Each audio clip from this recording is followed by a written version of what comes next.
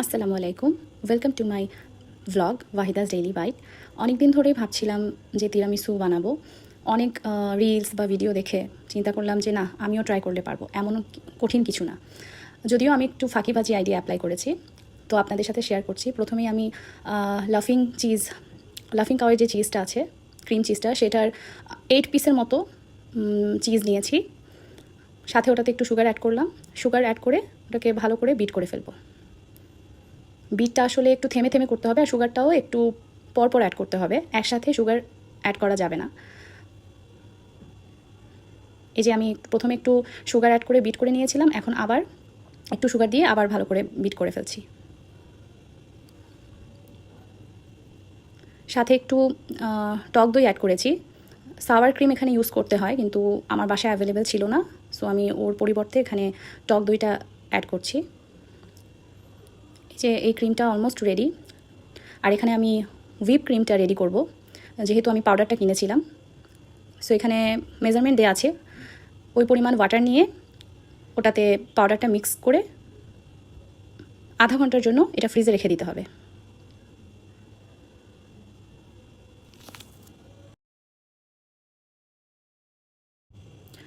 আর এদিকে তিরামিসুতে কফির ফ্লেভার আনার জন্য আমি 1 কাপ পানিতে 1 চামচ কফি মিক্স করে ফেললাম।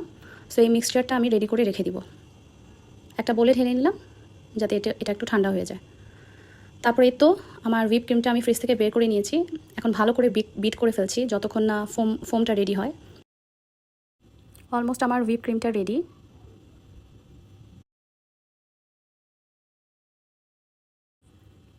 এদিকে আমি এনার্জি বিস্কুট ইউজ করছি। সো ওটাকে কফির মিক্সচারে ভালো করে ডিপ করে একটা সার্ভিং ডিশে আমি লেয়ার করে ফেলছি।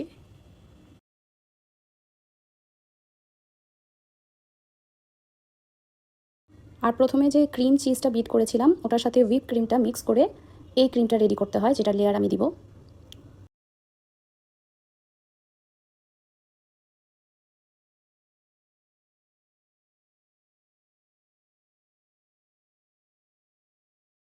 তারপর ক্রিমের লেয়ারের উপরে আবার সেমভাবে আমি বিস্কিটের লেয়ারটা দিয়ে দিচ্ছি কফিতে ডিপ করে।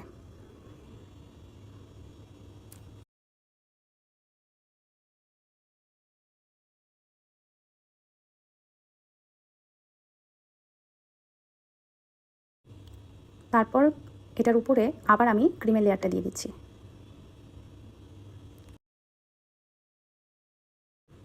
আর যেহেতু আমি কোকোয়া পাউডার কিনতে ভুলে গিয়েছিলাম, এই জন্য এই ডেইরি মিল্ক চকলেটটা আমি উপরে গ্রেট করে দিয়ে দিব।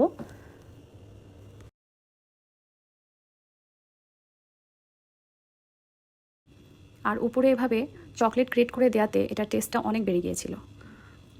সো আমার তিরামিসুটা একদম রেডি। এখন এটাকে আমি ওভারনাইট ফ্রিজে রেখে দিব। অ্যান্ড লুক, এটা দেখতে অসম্ভব সুন্দর অ্যান্ড খেতেও বেশ মজা ছিল। তো আমার এই ভিডিওটা আপনাদের কেমন লাগলো অবশ্যই জানাবেন। সবাই ভালো থাকবেন, সুস্থ থাকবেন, আর আমাকে অনেক বেশি বেশি করে সাপোর্ট করবেন। সবার জন্য রইল অনেক অনেক ভালোবাসা। আল্লাহ হাফেজ।